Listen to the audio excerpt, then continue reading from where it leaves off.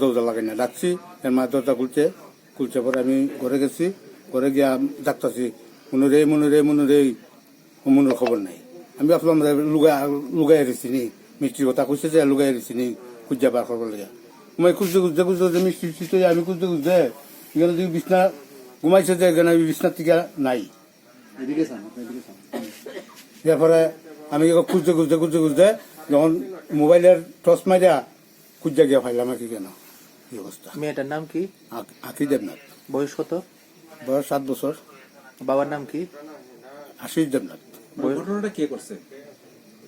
এখন কে করছে যখন আমি তো ওই কথি আমি ছাড়া আর কেটা করবো তখন মেন্টাল ছাড়া আর দরজা লাগাই না করে ভিতরে।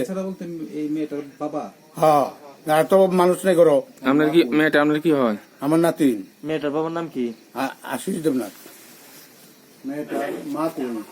মেয়েটার মা তো গেছে আর বেটার লোকে। আপনি কি দেখছেন ঘরে ঢুকে সেটা? ওই তো যা দেখছেন দূরই আমি দেখছি। আমি কুজ্জা ভাই না দেখতে বুঝতে এই রুমে গেছি, লাইট জ্বালাই দেখি কি অবস্থা। আপনার নাম? আপনি এই বাড়িতে থাকেন না?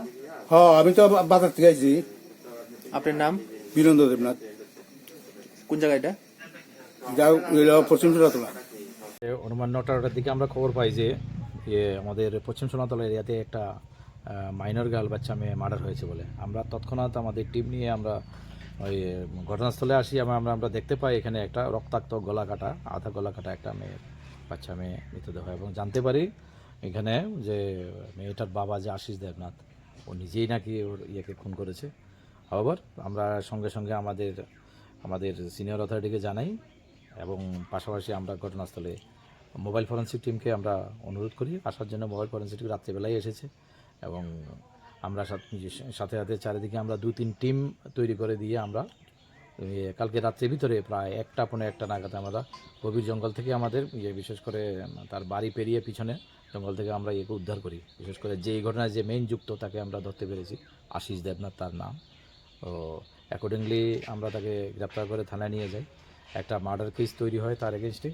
আজকে আবার আমাদের ফিঙ্গারপ্রিন্ট টিমও এসেছে এখানে, ওনারা ওনাদের এভিডেন্স কালেকশন করছে। আর যত তাড়াতাড়ি সম্ভব আমরা আরও এভিডেন্স যাতে কালেকশন করতে পারি এবং ওকে যাতে আইনের সামনে দাঁড় করাতে পারি এবং যাতে কঠোর শাস্তি দিতে পারি, আমরা সেই ইনভেস্টিগেশনের দিকে আমরা চলছি এখন।